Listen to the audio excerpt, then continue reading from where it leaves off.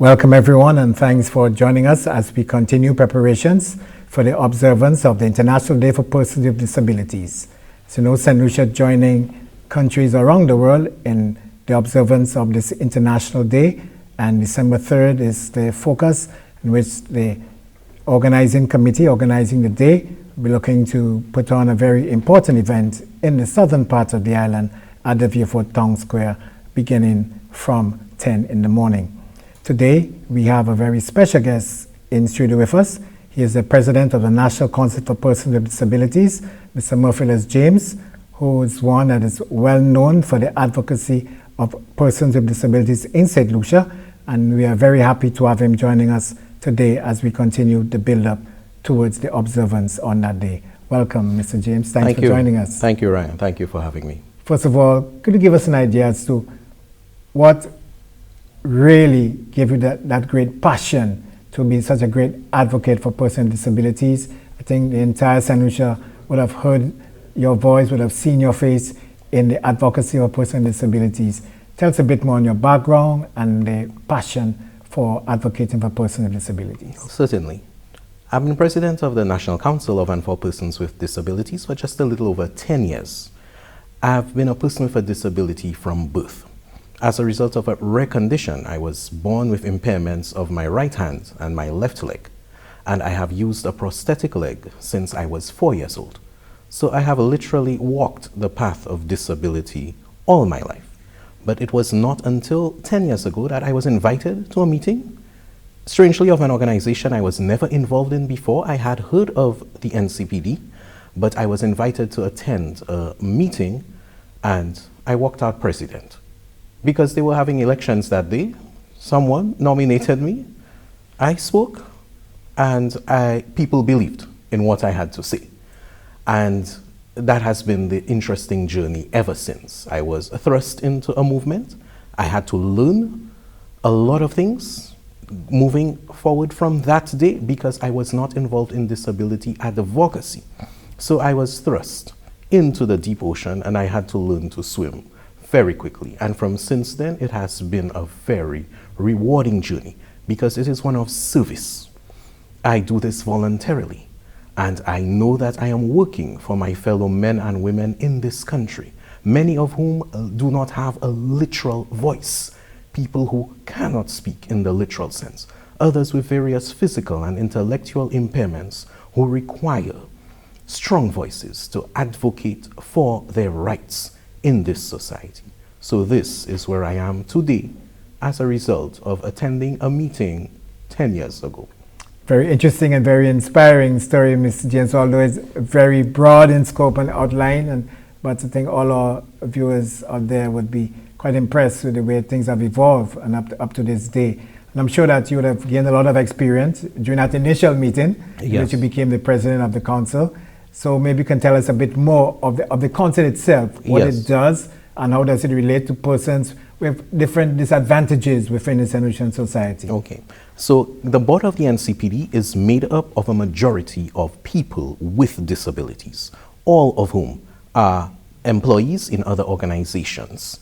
And we have had to operate as volunteers. This is the structure that we inherited, and we all embraced it, knowing that we are working for our fellow men and women. We do receive a government subvention, which enables us to pay our operational expenses, to seek programs, to write proposals, and to get the finances to actually implement sustainable initiatives. So, apart from the board and our 4 members of staff, we receive volunteers at certain times of the year to help us with distributing food items to our members across the country, to embark on other programs. We have very good corporate citizens who volunteer their expertise to help us in this work. Okay, great. And a lot of persons out there in society would not know of the tremendous work that you do. Like a lot of persons might be still aware that you do actually have prosthetic limbs fitted right here in Saint Lucia. Yes. A number of persons, they're kind of amazed that this is being done. a bit surprised why they would think that it's such a rarity for that to happen. Yes. We would like to speak on that availability in Well, Saint Lucia. absolutely. And it's such an honor for that question to be coming from you, because you are one of our prized clients. You would have benefited from our prosthetic services right here in Saint Lucia. And it's interesting you make that point, because when we launched this center, we had practically a media launch. All media houses were present. Ever so often we put out stories on that, but you will still find people who tell you they have not heard this news, this is happening here, wow. So it raises the point that we can never do enough advocacy or awareness raising in this sector. Having used a prosthetic leg from 4 years old, about every 3 or 4 years, growing rapidly as a child, my parents had to come up with the money to take me across to Martinique to replace my prosthetic leg. This is a very expensive service, a device which can give you the gift of walking. Whenever it is done by private providers, it is a costly endeavor. So when I became president, knowing that we had this gap in Saint Lucia, people who were in need of prosthetic legs had to travel, had to raise the cost, not just of the actual prosthetic leg, but of the travel, the accommodation, and taking someone along with them. I realized I was really propelled to address this, given my own story, that I would not want to know another child in a rural community or anybody in Saint Lucia has this struggle. So we diligently sought funding through various partners. We had specialists come down from the US to train Saint Lucians to do this.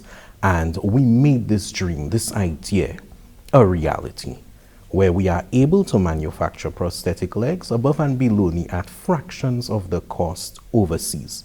One of the highlights of this project is that we trained a gentleman who uses a prosthetic leg himself to be a prosthetic leg technician. And we do this at our headquarters in Carolee Castries. And knowing the prices I paid myself, I can personally attest that the prices for these limbs here in Saint Lucia are far lower than anything you would get out of this island. Yes, and I can attest to that because I did some research into it, and like there was definitely no option in terms of when the comparisons came in. Yes. So that's a very interesting to go. We're going to go for a break in a short while, but just before the break, within a minute or two, I know that you was the local NCPD were performing at such a high level that you even had clients from overseas who came to Saint Lucia to get their fittings. Yes, we have had clients from St. Vincent and from Grenada, and we are receiving requests constantly from persons in other islands, understanding that travel costs is what prohibits a lot of people to come here. So in other words, we always say thank God for prosthetic limbs and the service being provided by the NCPD. We'll take a short break. We'll be back and we will continue with our in-studio discussion with Mr. Merphilus James. He's the president of the National Council of Persons with Disabilities, and he's also part of the organizing committee as we look towards International Day for Persons with Disabilities, Saint Lucia being part of the observance on December 3rd, 2025. We'll be back after this short break. La vie m'a changé juste comme ça. Avec même bagay lan, ça arrive. Moving around could be a challenge for persons with disabilities, but there is some good news. Yes, all banks in Castries have ramps for accessibility. Moi, pour une compagnie business qui a fait une différence. True, but for years, I had difficulties getting into Parliament. No ramps. No ramps, no lift. Same for the Central Library, and this must change.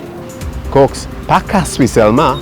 Canawi, Soufouye, Vieux-Fort, Mikou, Rosilin, Place qu'on laisse la way, Exoiseil. EQUIP, the Education Quality Improvement Project, ensuring new schools under the project have wheelchair access and facilities for persons with disabilities. This is a message from EQUIP, the Ministry of Education, and the Caribbean Development Bank. Thanks for staying with us. We continue for in-studio discussion. And once more, our guest is Mr. Merphilus James. He is the president of the National Council for Persons with Disabilities and also a member of the organizing committee as we look to observe the International Day for Persons with Disabilities on December 3rd, 2025. Well, Mr. James, we looked at some background of yourself and your advocacy for persons with disabilities, a quick look at the center here in Saint Lucia. And now we're going to go into a greater focus on the day itself as we look forward to the observance for 2025. Last year you were very integral in the part of organizing the day. We know that you work rather closely with the ministry as well. Maybe you can tell us a bit more as to what the day is going to be like when it unfolds and what are some of the main objectives in putting on this day. Absolutely. So last year there was a national event hosted by the Ministry of Home Affairs, Crime Prevention and Persons with Disabilities, which was held at the Derek Walcott Square. Then we were invitees, my council and other organizations for persons with disabilities, and the event was a great success. We were included in the program, yes, and we had an opportunity to interact with government officials and to best appreciate the good things that can happen when civil society and governments collaborate. So we're very grateful this year that the Ministry of Home Affairs, Crime Prevention and Persons with Disabilities has included us in the committee to actually plan this event. And we have organized in an attempt to decentralize, to take it away from the city. We have set this event for the Viewfort Town Square on Wednesday, December 3rd from 10 a.m. to 2 p.m. We did receive indication of interest after last year's event from people in the South who desired to be a great part of it, and we know that the best way to do that is to bring the event to the south of the island. Okay, on that day, what are some of the things that we can look forward to, and maybe you can mention some of the other agencies that are going to be co-opted, who are also part of the committee, and what the public can come out to expect. You know, we're going to be as inclusive as possible. Of course. So you're not just persons with disability, but we want a nice mix, and the regular person within the society, if we can use that term, to mingle, so they can be part of the main theme of including the entire population in the development of the nation. Indeed, and it's wonderful and very important that you say that, because oftentimes any minority group promoting their interests and their rights, we've often been accused of excluding other people. While we're championing inclusion, we are excluding other sectors. And it has been said of various disability activities, for example, where people without disabilities have felt excluded. So inclusion is not just about people with disabilities. It is about making sure everyone is involved, is given a fair chance to participate fully. And taking on from last year's format, we have a similar format where we have a short formal ceremony from 10 to 11, or within that hour. We want to have a formal ceremony with key addresses from government officials and highlight talent items from young people with disabilities particularly. And from 11 to 2 p.m., it's where we have open interaction, performances from groups of people with and without disabilities, and there will be exhibition booths as well by various organizations. We have involved in this is the Viewfort Special Ed Center, which is playing a very key part in this program. And on that Sunday, they are having their renowned activity, the Gwanza Fair concert. So this event on Wednesday the 3rd is an opportunity for them to promote that concert that they're having on the Sunday, and to give us a little glimpse of the talent that they will be putting on. We have the Helen Association of Persons with Autism, which is very key to raise awareness on autism, the autism spectrum in this society. It is an issue which deserves a lot of attention, and to fight the stigma that people with quote-unquote, people who are autistic have faced over the years. So with Person First Language, when we're now addressing persons with autism, persons who are blind, the restoring the dignity of the human person rather than labeling people based on a condition is a very important part of our program here, to address the terminology and to allow members of the public and students with and without disabilities to interact with each other, to go to the various exhibition booths and to find out, to hear, to be made aware of various issues of disability, whether it be physical, intellectual, visible, invisible. We also have a good partner with us, the Sacred Sports Foundation, Inc., which has been promoting adaptive sports in Saint Lucia, activities that young people, especially those with physical impairments, can take part in and have fun and open themselves up to possibilities to travel, to take part in international events. We hope to showcase an accessible bus. Here in Saint Lucia, the issue of accessible public transportation is very important. We can advocate all we want about people on wheelchairs not being able to move around our towns and our cities and villages, but if the wheelchair or motorized chair user in Forestier, for example, my community, cannot leave their home on their device, wait by the side of the road for a bus that is able to comfortably lift them and secure them and receive them and transport them into the city, what is the point of ensuring other destinations are accessible? So accessible transportation is a big thing for us, and we want to show, to have on display such a bus where people can see. We have them here in St. Lucia, but not many people, we realize, are familiar with it. I'm not sure if you've ever seen it, Mr. O'Brien, but the buses where they have a hydraulic lift that extends, it comes down, the wheelchair or power chair rolls right onto it, it's lifted into, and people are transported with dignity, rather than having to part from their device and being transported around as luggage and their wheelchair in the back in a luggage compartment. We have to understand that accessibility, inclusion, disability rights, it's not about a favor, not about let me see if we can accommodate you. It is a right. It is a right that every person with a disability should enjoy, free from discrimination. And an event such as that activity that we're having in Viewfort on December 3rd will bring together that spirit of inclusion where people with and without disabilities showcase their talent and raise awareness to this issue. Perfect. I like where this is heading. We're going to take our second break, and when we come back, we're going to continue on a similar pattern, but we're going to look at the etiquette in speech and how we relate to persons in that context that you have just brought up. Yes. So we're going to take our second break. We're going to look at that, yes, and then we're going to close off our discussion. So we are reaching a very sensitive part, something that's very close to your heart, and we'll also be looking at some of the difficulties, as you said, the accessibility of persons and the recognition and the support that is needed for persons with disability to really have a very comfortable existence within the society. We'll take our second break, but we'll be back in just a moment. Julina, Senator, you're planning a boat ride, man? No, we're just trying to take over the world. She's joking. We are just discussing disability etiquette. It's how we refer to people with disabilities. For example, you do not say Julina is confined to a wheelchair or wheelchair bound. Oh, really? Julina is a wheelchair user or person who uses a wheelchair. Also, do not refer to a person as crippled or handicapped. The person has a disability. And please, do not call anybody mentally retarded. He or she has an intellectual disability. So how would you call Stevie Wonder then? Stevie Wonder is blind. Do not say he is a blind person. Disability etiquette is about treating people with respect.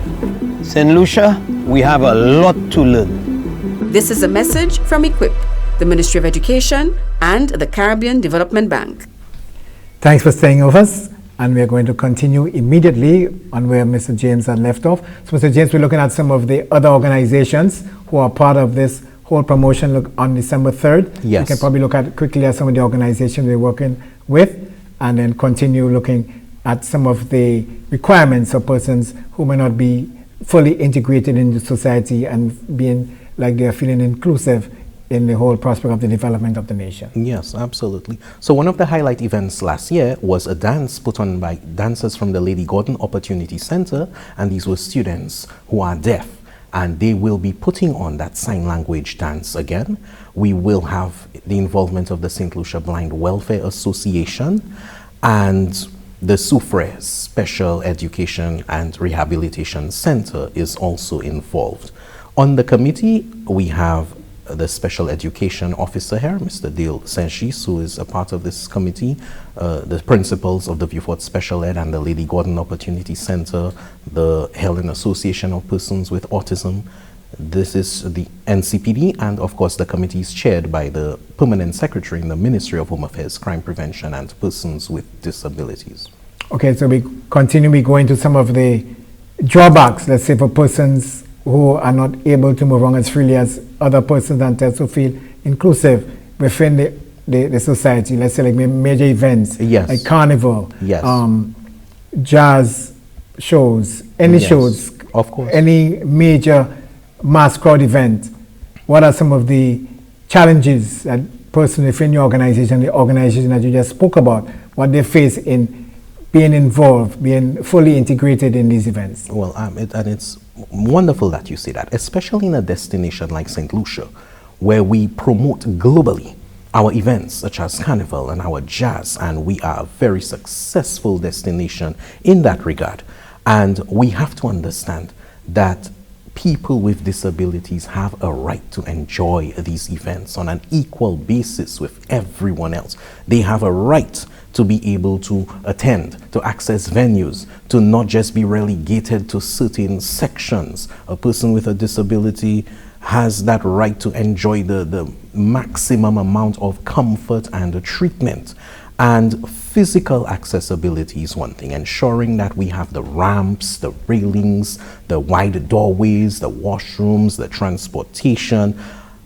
Study after study points out that one of the greatest barriers we face in our society, especially in the Caribbean, is not the physical barriers. It is the attitudinal barriers, the negative attitudes of people in society who have the mentality that you have a disability. Where are you going? That's not for you. Stay at your home. It's too much trouble to get you there. You're a burden on others. This attitude has existed in our society for a long time. We would love to say that we believe it has decreased significantly, but it exists. And when we have people in positions of authority who organize such events, who are passionate about the full inclusion of people with disabilities, we will see the kind of transformation necessary. Recognize, Ryan, people with disabilities are consumers too. They're not just recipients of charity. They're not patients. They're not burdens. They have money to spend. They want to go out and enjoy activities and events. And when we create a society where we have that attitude that all are welcome, that let us create these spaces, let us put the infrastructure in place so that no one is left behind, there will be greater economic activity and benefit in this country. So it's incumbent upon us, when we advertise these events and Saint Lucia as such a destination, don't just think of the people with disabilities locally. You want to know people with disabilities internationally. The tourists with disabilities are able to come and attend and enjoy Saint Lucia Jazz and Saint Lucia Carnival. The tourists with disabilities market is an annual multi-billion-dollar market, and we must position ourselves to tap into this. I'll quickly be into our last 5 minutes of the program. I really want you to get into the verbal etiquette. Yes. We must speak about that. Well, and absolutely. We're going to wrap. Okay. So promoting disability inclusive language is very key to us. We come from a society where we have had demeaning words when we refer to people, especially with intellectual impairment. So I won't go there. But the more common ones, things like handicapped, disabled, these phrases are outdated and even offensive, but many of us grew up learning them, believing it's right. You may still go out there and see a sign that says disabled parking or handicapped parking, but this language is no longer the correct terms. Accessible parking, accessible washroom. This is the phrase we promote. So person-first language, we're very key on promoting that. So we don't say disabled or disabled people. You will never go wrong by saying persons with disabilities. We don't say things like the dumb or the deaf. A person with a hearing impairment, a person with a speech impairment, a person who is nonverbal, a person who is blind, person-first language. Because you find the other terms label people generally, disabled and handicapped. recognizing disability is just one dimension of human existence. It does not define the person fully. Okay, Mr. James, it's well said. As we wrap up, I know you're quite versed in the Creole.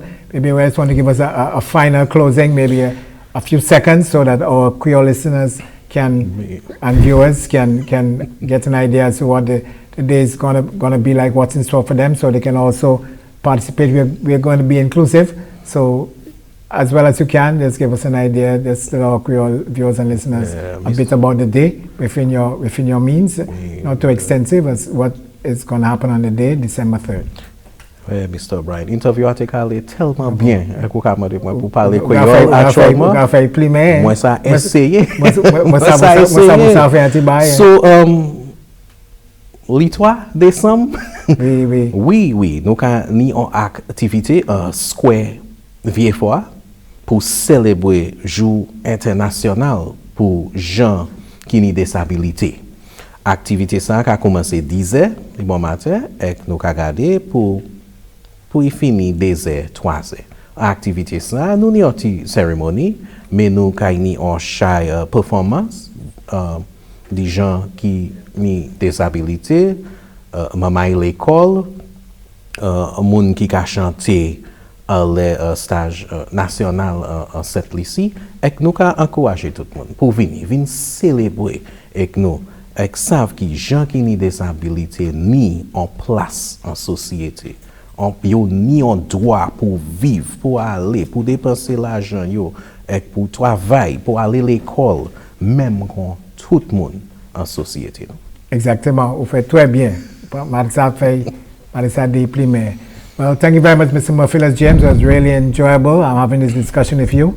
I'm sure that persons viewing would have gotten a greater appreciation as to the work of the National Council for Persons with Disabilities, and I'm sure that they'll be more keen on observing what knowledge that you're able to impart during this program, and that they will gladly try to implement most of what the knowledge that you've been able to impart in this program. I'm sure they'll be quite keen on coming out on December 3rd to be part of the inclusion as we look to observe International Day for Persons with Disabilities right here in Saint Lucia. Reminding you once more, the Vieux-Fort Square, Wednesday, December 3rd, 2025.